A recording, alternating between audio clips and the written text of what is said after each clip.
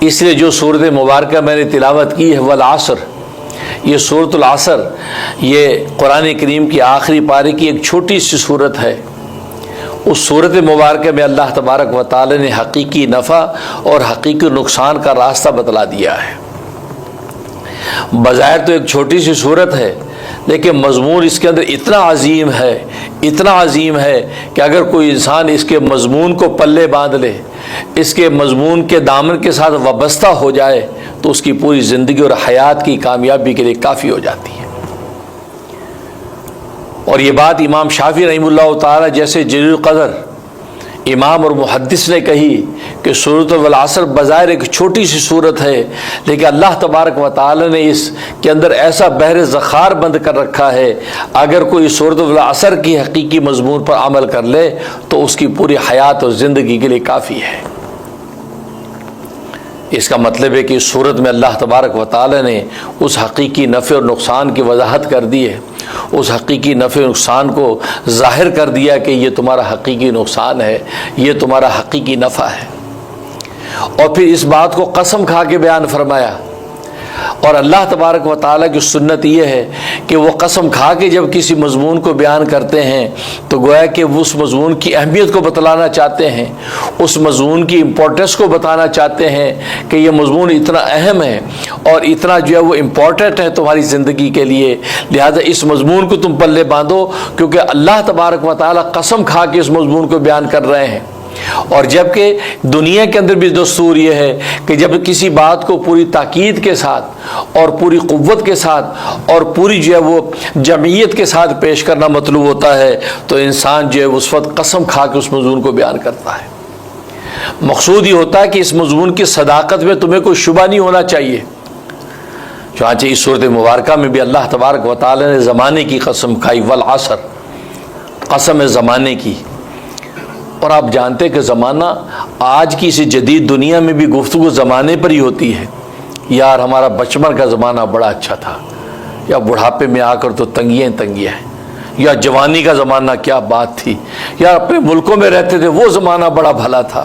یا اسکول کا زمانہ بڑا اچھا تھا، یار امریکہ کے اندر فلاں جو صدر تھا یار اس کا زمانہ بڑا اچھا تھا، یار وہ یہ فلاں صدر اس کا زمانہ بڑا ظالمانہ تھا۔ تو گویا کہ ساری گفتگو شب اور زمانے پر چلتی ہے کہ ہم اماں ابا کے ساتھ رہتے تھے، یار بڑا بھلا زمانہ تھا، نہ کھانے کی پرواہ تھی نہ پینے کی پرواہ تھی، ماں باپ خود ہی کماتے اور کھلاتے تھے، یار وہ زمانہ اچھا تھا۔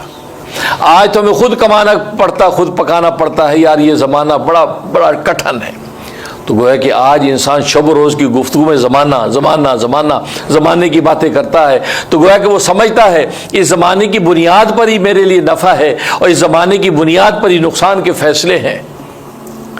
تو اللہ تبارک و تعالیٰ نے والعصر کی قسم کھا کے انسان کے اس گمان کو توڑ دیا کہ زمانہ ومانہ کچھ نہیں ہے۔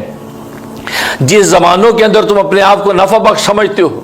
کس زمانوں میں اپنے آپ کو تم نقصان رساں سمجھتے ہو، یاد رکھو زمانہ حقیقت میں کچھ نہیں ہے۔ اسی زمانے کی قسم کھا کے تمہیں میں کہتا ہوں کہ کسی زمانے میں تم عیش کے اندر تھے، کسی زمانے میں تم آبتری کے اندر تھے، اسی زمانے کی قسم کھا کے تو میں کہتا ہوں کہ تم سارے کے سارے نقصان و خسارے میں ہو۔ تو گویا کہ انسان جس زمانے میں اپنے آپ کو نفع بخش سمجھ رہا تھا اور منافع والا سمجھ رہا تھا، اللہ نے ان زمانوں کی قسم کھا کے کہہ دیا کوئی زمانہ ومانہ نہیں، تم سارے کے سارے نقصان کے اندر، کوئی نفع نہیں ہے۔ اس لیے والعصر، قسم زمانے کی، ان الانسان لفی خسر، بے شک انسان جو ہے وہ پورا کا پورا خسارے اور نقصان میں ہے۔ تو گویا کہ جس زمانے کے اندر انسان نفع نقصان کی باتیں کرتا تھا، اور یہ شب و روز کی زندگی ہی تو انسان کی سکسیس اور نقصان کی بنیاد ہے، لہٰذا شب و روز کے اندر ہی انسان کامیاب ہونا چاہتا ہے، انہی شب و روز کے اندر انسان ناکامی سے بچنا چاہتا ہے، انہی شب و روز کے اندر انسان منافع حاصل کرنا چاہتا ہے، انہی شب و روز کے اندر انسان نقصانات سے جو محفوظ رہنا چاہتا ہے، مضرات سے بچنا چاہتا ہے۔ تو اللہ تبارک و تعالیٰ نے انہی شب و روز کی قسم کھا کے بتا دیا کہ یاد رکھو جن شب و روز کے اندر تم کامیابی حاصل کرتے ہو یا حاصل کرنے کی کوشش کرتے ہو یا تم حاصل کر چکے ہو، میں اسی شب و روز کی قسم کھا کے کہتا ہوں کہ سارے کے سارے انسان نقصان و خسارے میں ہیں، کوئی نفع میں نہیں ہے۔ تو ایک تو عصر سے مراد زمانے کی قسم ہے، اور دوسرا اس عصر سے مراد زمانہ نبوت کی قسم ہے، سرکار دو عالم صلی اللہ علیہ وسلم کے زمانے کی قسم کھائی ہے،